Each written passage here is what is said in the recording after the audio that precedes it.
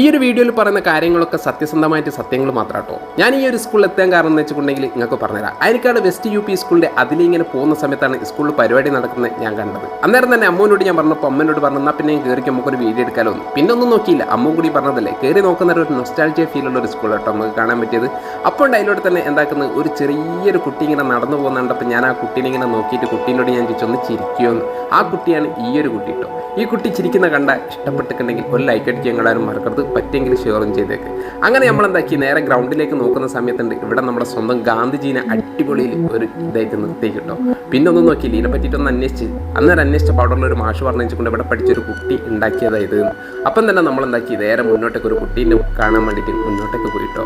അവരൊക്കെ ഇവിടെ ഗംഭീര കളിയല്ലേ, ഈ കളിയൊക്കെ കളിക്കുന്നുണ്ടപ്പം തന്നെ ഞാൻ പറഞ്ഞാൽ പിന്നെ ഞാൻ പോയിട്ട് വരുന്നത് വെയിൽ കൊണ്ട് നല്ലോണം കരുവാഴ്ച ഈ കുട്ടിയുടെ മുഖം ഇങ്ങനെ കൈ കൊണ്ടെത്തുന്നത്. പിന്നെ കുറച്ച് തണുക്കട്ടെ എന്ന് പറഞ്ഞിട്ട് ഐസ്ക്രീമും തിന്നു വരുന്ന കുട്ടീനെ കണ്ടിട്ടോ. അങ്ങനെ കുപ്പിയിൽ വെള്ളം നിറയ്ക്കാണ്ട് മണ്ണ് നിറയ്ക്കുന്ന ഇവനെ ഞാൻ കണ്ടു. ഇവനെയോട് ഞാൻ കുറേ ചോദിച്ചത് എന്തിനാ മണ്ണ് നിറയ്ക്കുന്നത്, മൂപ്പർക്ക് മൈൻഡേ ഇല്ല, അത്രയും തിരക്കിലല്ലേ, സ്കൂളിൽ പരിപാടി അവിടെ നടക്കട്ടെ ഞാൻ മണ്ണ് നിറയ്ക്കട്ടെ എന്ന് പറഞ്ഞ അവസ്ഥയില്ല. അതും കണ്ടതിന് ശേഷം ഞാൻ മുന്നോട്ടൊക്കെ പോയി നോക്കുന്നുണ്ട് ഇത്രയും ആൾക്കാർ ഇവിടെ പരിപാടി കാണാൻ വേണ്ടിയിട്ട് ഇങ്ങനെ കുത്തിരിക്കുക കേട്ടോ. അപ്പം തന്നെ നമ്മളൊരു വീഡിയോ എടുത്ത് വീഡിയോ ഇഷ്ടമാക്കി നിങ്ങൾ ഫോളോ ചെയ്യാൻ പറ്റുന്നത്. അപ്പോഴാണ് എനിക്ക് മനസ്സിലായെന്ന് വെച്ചിട്ടുണ്ടെങ്കിൽ ഇവിടെ ഗംഭീര പരിപാടി അവിടെ നടക്കാൻ പോകുന്നതെന്ന്.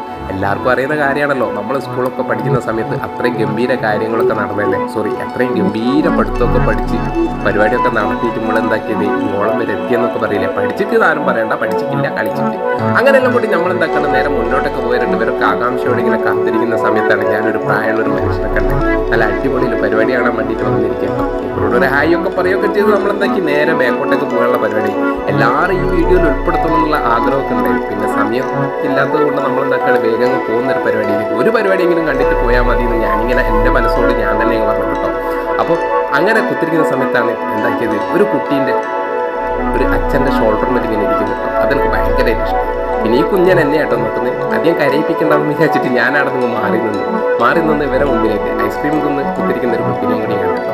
ഏതൊരു കുട്ടീൻ്റെ ചെരുപ്പല്ല, സ്വന്തം കുട്ടിയുടെ ചെരുപ്പ് കൈവ് പിടിച്ചിട്ട് ഇങ്ങനെ നിൽക്കുന്ന മുമ്പറേയും കൂടി കണ്ടതിന് ശേഷം പരിപാടി തുടങ്ങാനുള്ള സമയമായല്ലോ എന്ന് വിചാരിച്ചിട്ട് അതിങ്ങനെ കണ്ടുത്തിരിക്കണം. അങ്ങനെ കാണുന്ന ഇവരുടെ അടുത്ത് ഞാൻ പതുക്കെ മാറി നോക്കുന്നുണ്ട്. സ്റ്റേജിൻ്റെ ബേക്കിലൊക്കെ നമ്മളൊക്കെ ഇങ്ങനെ പോയി നോക്കുമല്ലോ, അതേമാതിരി ഇവരൊക്കെ ഇങ്ങനെ നിൽക്കുന്നുണ്ട്. സ്റ്റേജിൻ്റെ ബേക്കിൽ ഒരു പരിപാടി ഉണ്ടല്ലേ, ഇത് അടുത്ത പരിപാടി എന്താണെങ്കിൽ നന്നായിട്ട് കൈമുട്ടണം എന്നൊക്കെയാണ് ഇവർ പറയുന്നത് തോന്നുന്നുണ്ടോ. അങ്ങനെ ഞാൻ അവിടുന്ന് വീട്ടിലേക്ക് പോകാൻ വേണ്ടിയിട്ട് നിൽക്കുന്ന സമയത്ത് കുറച്ച് കുട്ടികൾ എൻ്റെ അടുത്ത് വന്നിട്ട് പറഞ്ഞിട്ടുണ്ട് നമ്മൾ ഫോളോവേഴ്സാണ്, അവരായിക്കോട്ടെ സപ്പോർട്ട് ചെയ്യണമെന്നൊക്കെ പറഞ്ഞു. അങ്ങനെ പരിപാടി ഗംഭീരമായിട്ട് നടക്കുന്ന സമയത്ത് ഇവിടുന്ന് ഒരു രക്ഷയില്ല മക്കളെ. ഈ ഒരു പ്രായത്തിൽ നമ്മളാരും ഇങ്ങനെ കളിച്ചിട്ടുണ്ടാവില്ല, നമ്മളാരും ഇങ്ങനെ സപ്പോർട്ട് ചെയ്തിട്ടുണ്ടാവില്ല. ഈ ഒരു തലമുറയിലെ രക്ഷിതാക്കൾ ഒരു പ്രത്യേകത എന്ന് വെച്ചിട്ടുണ്ടെങ്കിൽ അവർക്ക് ചെയ്യാൻ പറ്റാത്ത കുറേ കാര്യങ്ങൾ അവരെ മക്കളെ കൊണ്ട് ഇങ്ങനെ ചെയ്യിക്കുന്നതൊക്കെ കണ്ടതിന് ശേഷം ഞാൻ എന്താക്കണം അവിടെ നിന്ന് പോകുന്ന സമയത്ത് നമ്മൾ വിനിശ്ചയിച്ചിട്ടുണ്ട് എപ്പോൾ സ്കൂളിൽ ലേറ്റ് ആയിരുന്നു വരുന്നതിനോട്ട് തന്നെ ബാഗ് കൊടുത്ത് വണ്ടിയും വിളിച്ച് ലേറ്റ് ആയിട്ട് വന്നിട്ട് അടുത്ത വീഡിയോയിൽ കാണാം. ബൈ.